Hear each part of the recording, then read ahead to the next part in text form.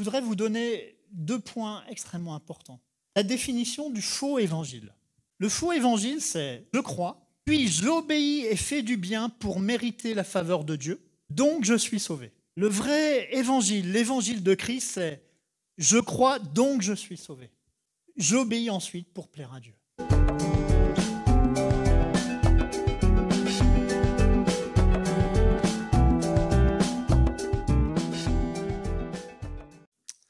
Très bien, je voulais savoir, est-ce que vous êtes prêts à partager l'évangile ?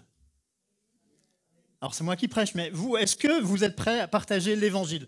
Est-ce qu'on croit encore que Jésus-Christ peut réellement, radicalement, profondément transformer nos vies, nos familles, nos villes et nos pays ? Amen. Parfait. Alors on a vu samedi matin, donc hier matin, mais quel est le message de l'évangile ? Et puis du coup, quelle est cette bonne nouvelle dont nous parlons ? Et j'aimerais vous poser 2 questions ce matin. Peut-être pour la plupart d'entre vous, la réponse va être positive. Mais j'aimerais simplement vous demander, êtes-vous sûr d'être sauvé si ce soir vous partez ? Et qu'est-ce qui vous donne cette assurance ? Une autre question. Comment pourrions-nous expliquer ou résumer le message de l'Évangile ? Parce que si on veut l'annoncer, il est important d'être convaincu par la vérité de l'Évangile, mais aussi pouvoir l'expliquer à d'autres. Et puis, 2e question, l'Évangile est-il pour les croyants ou pour les non-croyants ? Alors, on va essayer de répondre à ces quelques questions dans notre passage de ce matin, et je vais vous encourager à ouvrir vos Bibles et peut-être vos smartphones aujourd'hui dans Romains 3.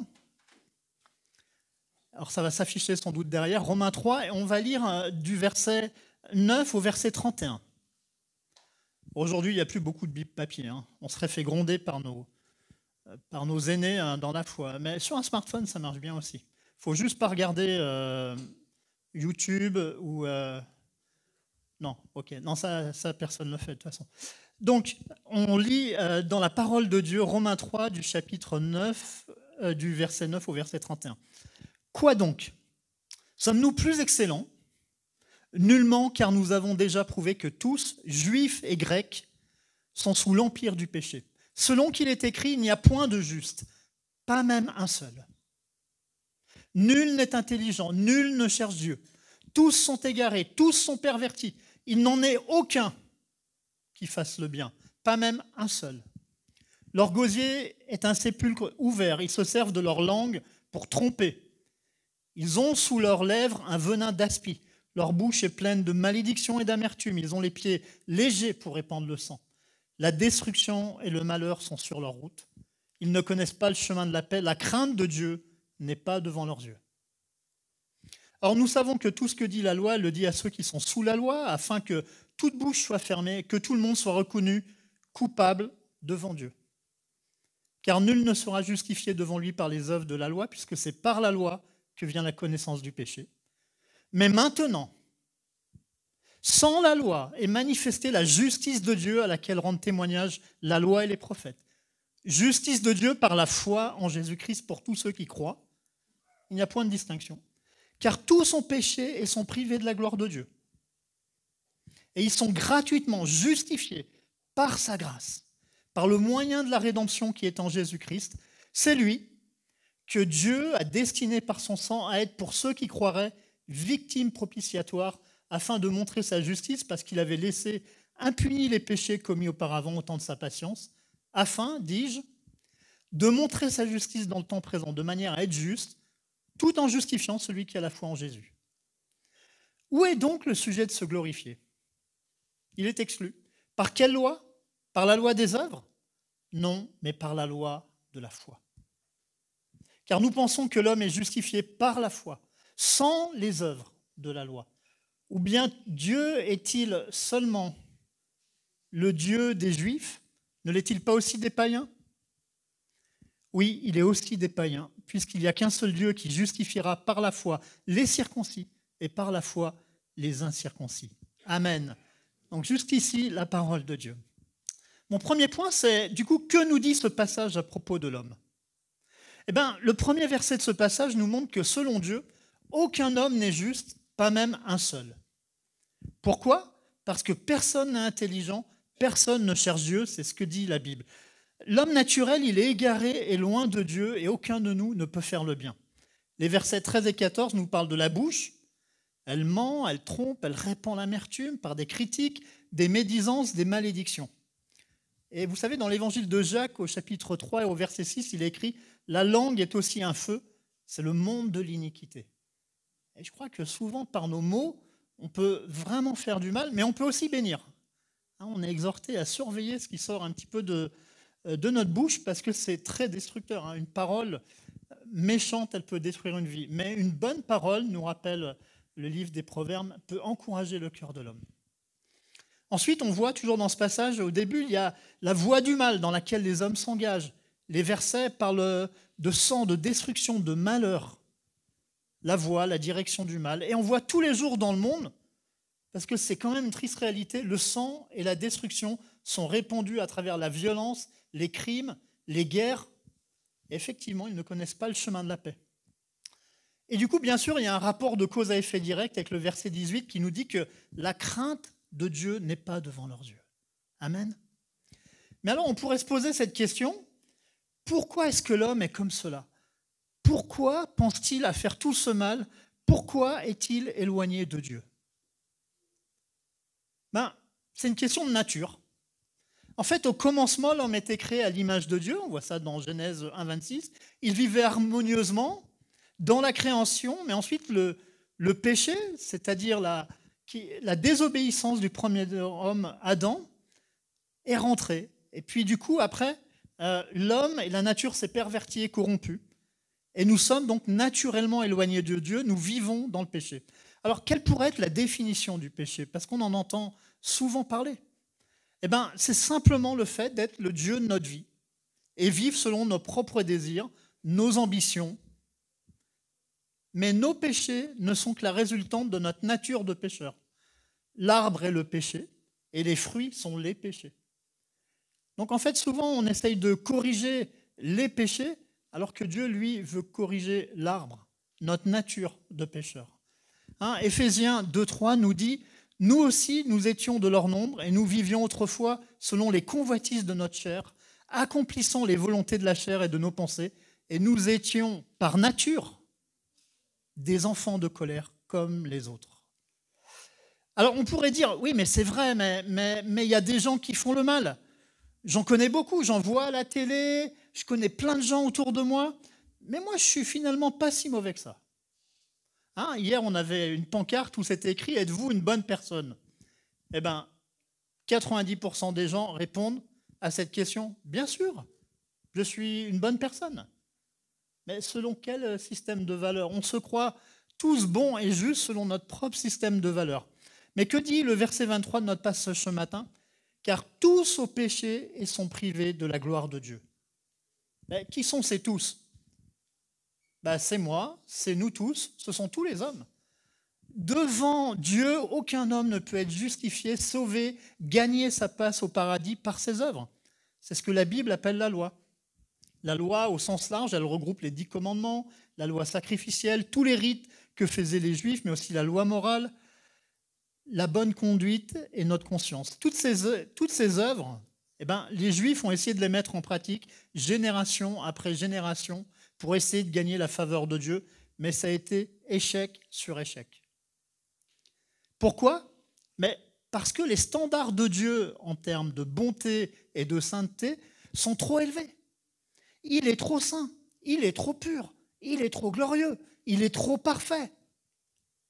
Et de plus, la Bible nous rappelle que si on pêche contre un seul des commandements de Dieu, on est coupable de tous. Waouh!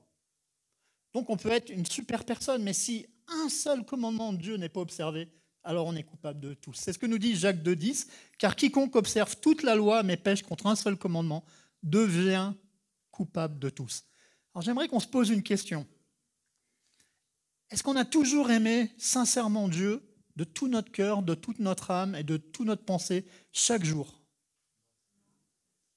Encore aujourd'hui si nous sommes chrétiens. Concrètement, avons-nous volé une seule fois dans notre vie? Menti une seule fois? Avons-nous toujours honoré nos parents? Parce que si nous avons failli une seule fois à ces commandements, quelle est la sentence pour nous selon Dieu? Coupable, exactement. Et quelle est la conséquence de cette culpabilité selon Dieu? C'est la séparation de Dieu, de cette relation d'amour qu'il veut avoir avec nous et ses bénédictions ici-bas sur terre. C'est la malédiction. Notre relation avec Dieu est rompue, les relations avec les autres se détruisent, il y a une déliquescence morale partout, et même la nature est détruite. C'est exactement ce que nous voyons tous les jours. Mais il y a pire, parce que la Bible nous dit que la colère de Dieu demeure sur nous. Dieu ne peut pas supporter le mal et le péché, il juge le péché et le condamne. Et le salaire du péché, nous dit Romains 6,23, c'est la mort. C'est la séparation éternelle de Dieu et la condamnation pour l'éternité dans un endroit terrible après notre mort. Matthieu 25, 46, et ceux-ci iront au châtiment éternel, mais les justes à la vie éternelle. Bon, ça fait froid dans le dos, on est bien d'accord. Hein, mais je pense qu'avant d'annoncer une bonne nouvelle, il faut quand même remettre ce qui est la bonne nouvelle dans son contexte. C'est d'abord une mauvaise nouvelle. Cette réalité qui était vraie au temps de l'apôtre Paul est toujours la même. On ne peut pas gagner notre salut parce que nous sommes sympas. On ne peut pas gagner notre salut parce qu'on est agréable, avec une bonne moralité, et même si nous nous engageons à l'église ou dans une association caritative, et même si nos parents étaient ou sont chrétiens. C'est vraiment important. Alors c'est important parce que quand on est un enfant de chrétien, on a reçu une partie de la révélation et de la connaissance de Dieu, mais ce n'est pas suffisant. Toute cette partie de notre texte ce matin nous montre que rien de ce que nous pouvons faire ne peut trouver la faveur de Dieu. C'est impossible. C'est une question de nature, parce que notre nature est corrompue. Est-ce qu'on est d'accord avec ça? Amen. Le deuxième point, c'est l'évangile, c'est une bonne nouvelle pour les non-croyants. Le premier verset, le verset 12 de ce passage, nous annonce tout de suite que c'est sans les œuvres, sans la loi, que la justice de Dieu est manifestée. C'est ce qu'avaient annoncé tous les prophètes avant Jésus. Et c'est la bonne nouvelle de l'évangile pour tous les hommes. Verset 22-23, la justice de Dieu s'obtient par la foi en Jésus-Christ pour tous ceux qui croient. Il n'y a point de distinction. Tous les hommes, toutes les femmes, toutes les religions, toutes les races, toutes les ethnies peuvent obtenir ce salut car tous les hommes sont pécheurs et sont éloignés de la gloire de Dieu. Ce qui est important dans ce verset, c'est le mot « croire ». Il suffit de croire et d'avoir confiance dans l'œuvre de Jésus-Christ. Pas d'avoir fait des études, pas d'avoir été bon toute sa vie, pas d'avoir été à l'église tous les dimanches, mais simplement de croire. Le verset 24 nous dit que nous sommes gratuitement justifiés par sa grâce, par le moyen de la rédemption qui est en Jésus-Christ. Ce qui est incroyable dans ce passage qui nous intéresse ce matin, c'est que le mot juste, justice, justifié, justification sont utilisés 10 fois en 20 versets. Mais quelle définition on pourrait donner de la justification? Selon la justice du monde, c'est condamnation, c'est une déclaration de culpabilité. Justification, c'est une déclaration de non-culpabilité ou de justice. Alors, dans un contexte chrétien, ça veut tout simplement dire, la justification, un acte de faveur immérité par lequel Dieu déclare le pécheur juste devant lui, pas seulement en lui accordant le pardon ou en l'acquittant, mais en l'acceptant et en le traitant comme juste. Amen. Et le verset 25 nous dit que c'est par son sang qu'il devient victime propitiatoire pour ceux qui croient, afin que Dieu montre sa justice en faisant tomber la colère qui devait être sur nous, sur Jésus-Christ à la croix. Donc l'évangile ne nous dit pas qu'il faut plaire à Dieu pour être sauvé. Bien au contraire, il nous indique que Dieu trouve son plaisir en nous à cause de Christ et de son œuvre. Amen. Une fois sauvé, le chrétien cherche à être agréable à Dieu et à lui plaire. Ok ? Mais on ne peut pas essayer de plaire à Dieu par nos propres œuvres. Il y a Martin Lloyd-Jones, qui était un théologien américain, qui a souvent utilisé une question diagnostique pour déterminer la compréhension de la condition spirituelle d'une personne. Et la question qu'il posait, c'est « Êtes-vous maintenant prêt à dire que vous êtes chrétien ?» Et souvent, la réponse des gens était hésitante. Je n'ai pas le sentiment d'être encore assez bon. Voilà ce qu'ils répondent. Alors, Jones, je cite encore, pensait, je sais alors que mon interlocuteur n'a pas saisi. Il réfléchit encore en termes de soi-même. Il pense devoir s'améliorer pour devenir chrétien et être accepté par Christ. Alors, cette affirmation, elle peut être d'une grande humilité, mais en fait, il s'agit d'un mensonge du diable et d'un rejet de la foi. Nous ne sommes pas sauvés par ce que nous faisons, mais parce que Dieu a accompli par Jésus-Christ. Nous ne contribuons en rien à notre salut. Le message de l'Évangile, c'est « nous sommes sauvés par grâce, d'une manière imméritée, simplement par la foi en Jésus-Christ. » Comment est-ce possible? Eh bien, Jésus-Christ est venu pour vivre la vie que nous aurions dû vivre et mourir la mort dont nous aurions dû mourir. Il a vécu une vie parfaite, c'est le seul humain qui ait vécu une vie parfaite, et il a donc reçu la bénédiction de Dieu. Mais ensuite, à la fin de sa vie, il est allé à la croix pour mourir à notre place. Il a pris la malédiction que nous méritions. Il a reçu la bénédiction d'un être pleinement obéissant, mais ensuite il a pris la punition qui découle de la désobéissance de l'être humain. Ça signifie que lorsque nous devenons chrétiens en plaçant notre foi en lui, tous nos péchés et le jugement de Dieu que nous méritions sont tombés sur lui, mais toutes ces bénédictions, ce qu'il méritait, viennent à nous. Incroyable, non? Et Dieu nous traite comme si nous avions accompli tout ce que Jésus a fait. Amen? Incroyable. Acte 2, 38. Pierre leur dit, « Repentez-vous, et que chacun de vous soit baptisé au nom de Jésus-Christ pour le pardon de vos péchés, et vous recevrez le don du Saint-Esprit. » Donc, mettre notre foi en Christ ne revient pas à faire plus d'efforts. Ça signifie extraire notre confiance de nous-mêmes et nous reposer en lui. Cela revient à demander, « Père, accepte-moi, non pas en raison de ce que j'ai fait ou de ce que je ferai, mais en raison de ce que Jésus a fait à ma place. » Amen. Une dernière chose à garder à l'esprit. Ce n'est pas la qualité ou la quantité de notre foi qui nous sauve, mais ce que Jésus a fait pour nous. Pourquoi? Parce que quand on devient chrétien, il est facile de présupposer qu'être sauvé par la foi signifie que Dieu nous aime désormais en raison de la profondeur de notre repentance et de notre foi, de notre vie de prière, de notre consécration. Parce que subtilement, en fait, si on fait ça, ça revient à nouveau à faire de nous et non de Jésus notre propre sauveur. Mais ce n'est pas la quantité de la foi qui nous sauve, mais son objet. Je vais vous prendre une petite illustration. Imaginons deux personnes qui embarquent dans un avion. Alors, j'ai cru comprendre que certains n'aimaient pas trop les voyages en avion. Alors, imaginons que deux personnes embarquent dans un avion. Okay? La première n'a quasiment aucune confiance dans l'avion et son équipage et se retrouve envahie de peur et de doute. Est-ce que ça vous est déjà arrivé? C'est terrible, hein, les voyages en avion. La seconde personne fait totalement confiance à l'avion et à l'équipage. Elles entrent toutes les deux dans l'avion, volent jusqu'à leur destination et descendent de l'avion saines et saufs.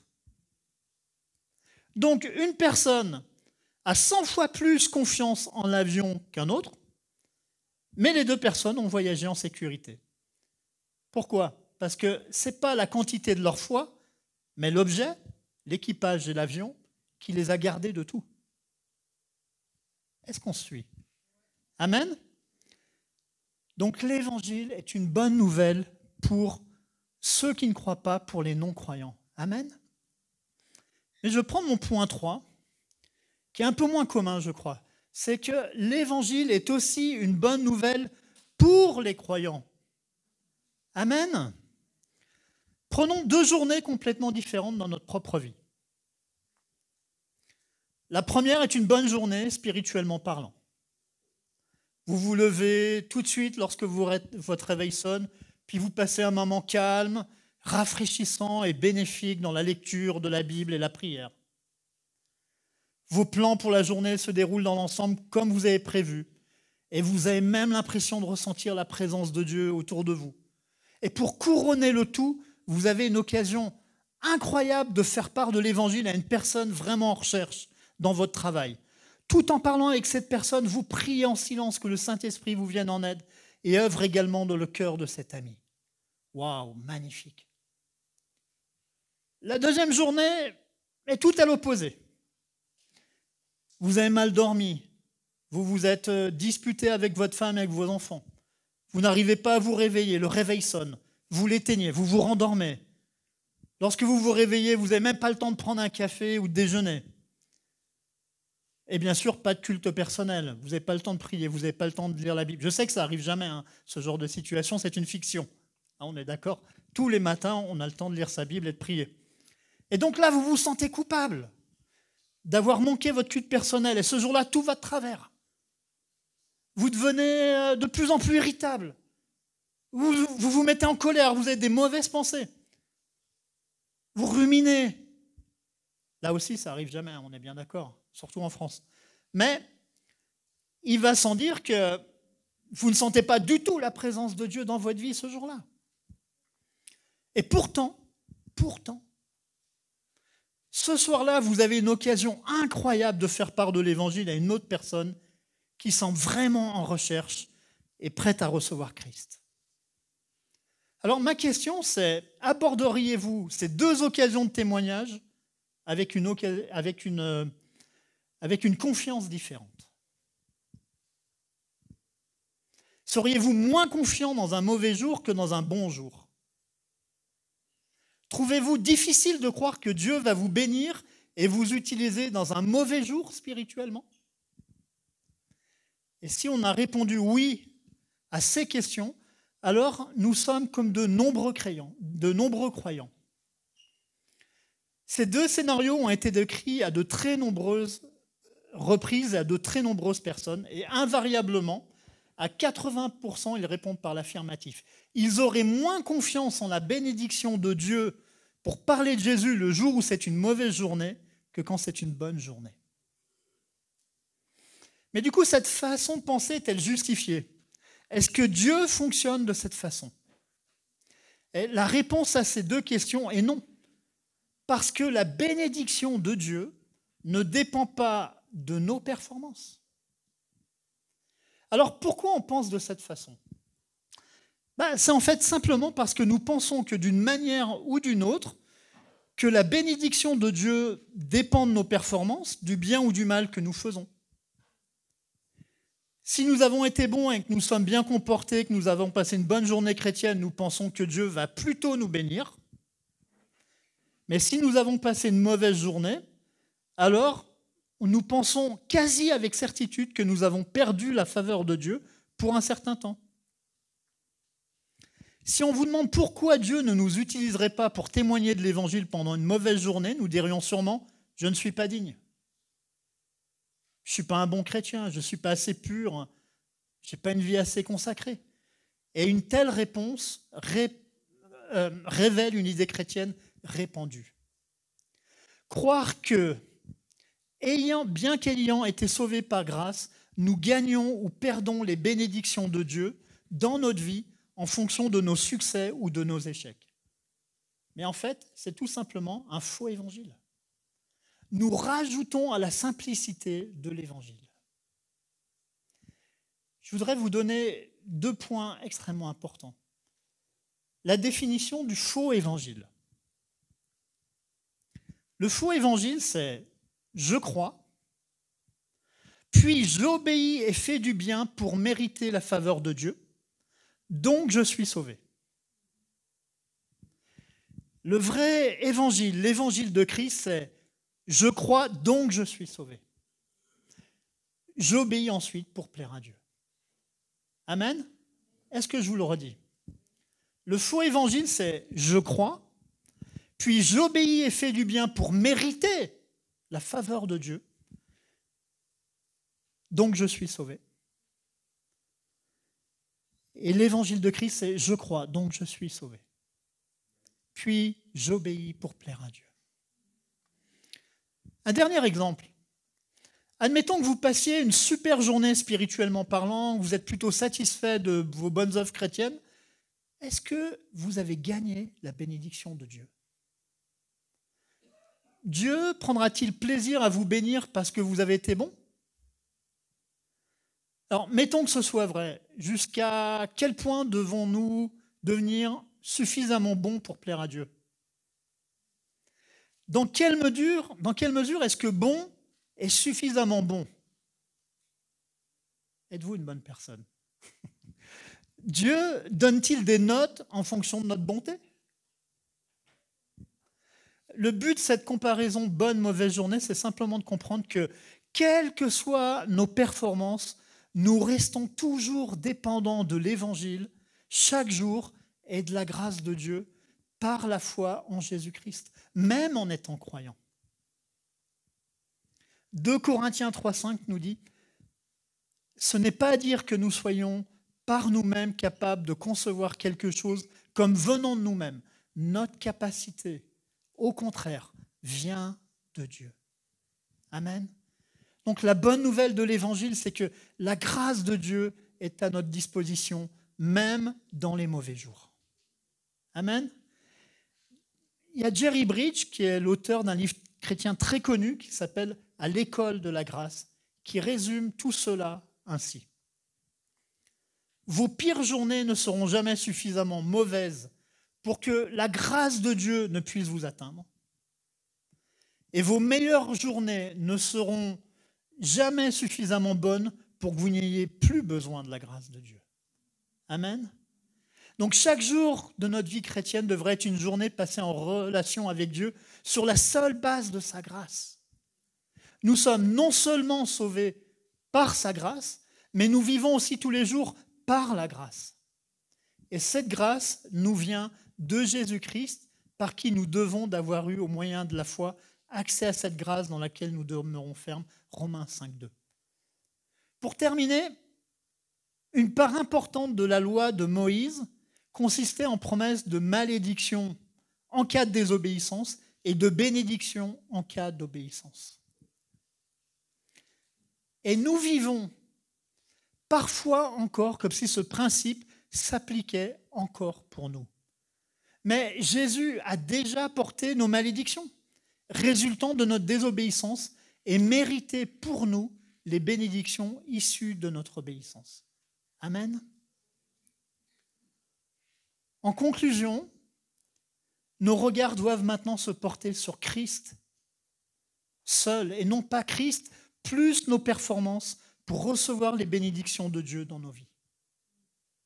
Lorsque nous demandons à Dieu sa bénédiction, il n'examine pas nos bonnes œuvres ou mauvaises pour voir si nous en sommes dignes. Au contraire, il vérifie que nous avons mis notre confiance en l'œuvre de son Fils Jésus-Christ, qui est notre unique espoir de recevoir sa bénédiction. Comment on pourrait mettre tout ça en application, frères et sœurs? Et si nous sommes en échec ce matin, si nous avons chuté ou péché, si nous nous trouvons indignes ou incapables, nous devons simplement regarder à Jésus sur la croix, chaque jour, à chaque instant, se souvenir que nous pouvons revenir à lui parce qu'il nous a déjà pardonné. Amen. Et que la justice de Dieu, elle est satisfaite en lui. Si nous nous sentons performants, en réussite, meilleurs que les autres ou bénis, eh bien, n'oublions jamais que tout cela est uniquement une faveur imméritée de Dieu à cause de l'œuvre que Jésus-Christ a accomplie. Nous ne sommes rien d'autre qu'un peu de poussière, un peu d'argile entre les mains du potier. Enfin, si nous avons des problèmes, des combats, des défis, n'oublions pas non plus que Dieu est un Dieu de grâce, qui vient à notre secours pour nous aider. C'est encore une fois par la puissance de sa grâce que nous pouvons être libérés et sauvés. Amen. Je voudrais vous inviter à fermer les yeux quelques instants.